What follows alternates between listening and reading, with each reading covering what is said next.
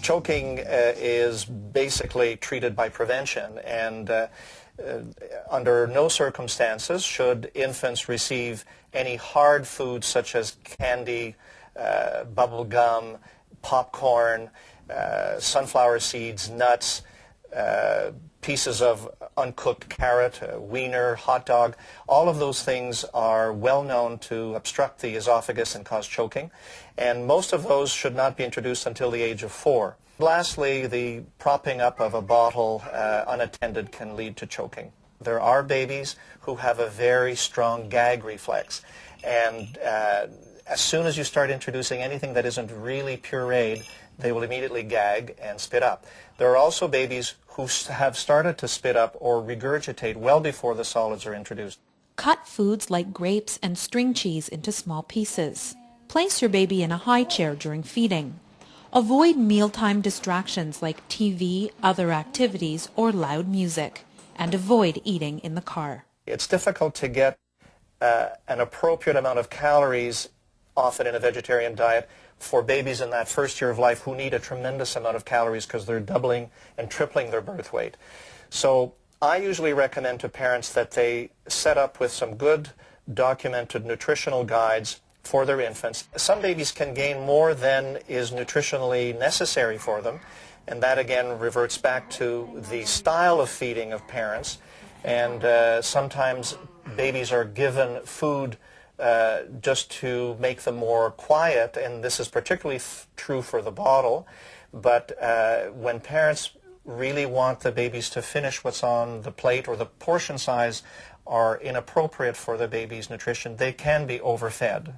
And overfeeding in the first year of life may be a predictor for subsequent development of obesity later in life. Obesity results from eating habits and family genetics. It's generally not a problem in babies under 1 year old. A baby will usually triple her birth weight in the first 12 months. Most chubby babies will return to a normal weight by the time they start school. Consult your doctor if you're concerned about your child's excessive weight gain. Obese parents have an 80% chance of having an obese child later on. If you ignore the cues, then the baby eats without hunger. And that can lead to obesity because individuals, adults will tell me, I don't know when I'm hungry and I don't know when I've had enough. I can eat and eat and eat. So that means they don't have any cues. They've neutralized that mechanism. Assuming that the baby's growth is normal, that the weight gain has been very adequate, that there's been no illness episodes. After 6 months of life, most babies do not need, from a nutritional point of view, to be fed in the middle of the night. They usually can get an adequate amount of calories during their daytime feedings. Now, why do some babies request being fed in the middle of the night? There are a number of factors, and the most important of which is often their inability to go back to sleep without having something to suck on, either swallow or sometimes a pacifier. Whether breast or bottle fed, you can start putting your baby on a schedule between 2 to 3 months of age. Ask your doctor for more information.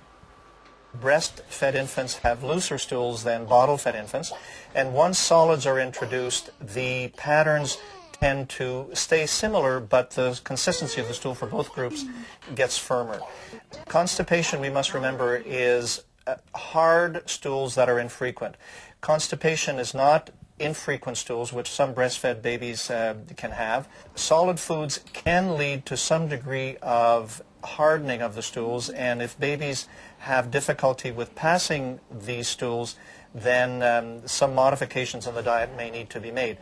One has to remember that babies are learning how to expel stool, particularly in the first 6 months, but even later some of them have difficulty and they strain and they moan and they groan. But if they're truly a little bit firmer because of the solids, then sometimes you have to think about increasing the amount of fiber